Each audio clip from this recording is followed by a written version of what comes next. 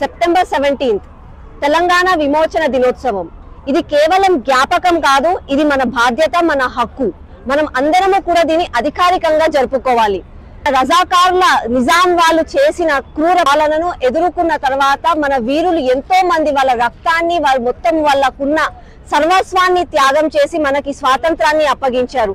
ఈ స్వాతంత్రం కేవలం ఉచితంగా రాలేదు అని చెప్పి ప్రతి ఒక్కరికి తరతరాలకు మనం తెలియజేయాలి అని అంటే మనము మన తెలంగాణ విమోచన దినోత్సవాన్ని అధికారికంగా జరుపుకోవాలి.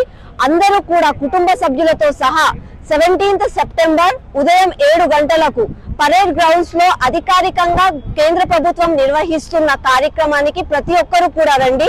మన కేంద్ర మంత్రి వర్యులు, రక్షణ శాఖ మంత్రి వర్యులు రాజ్నాథ్ సింగ్ గారు విచ్చేస్తున్నారు. కావున మన తరతరాలకు మన చరిత్ర, వీరుల యొక్క ధైర్యాన్ని, త్యాగాన్ని తెలియజేద్దాం.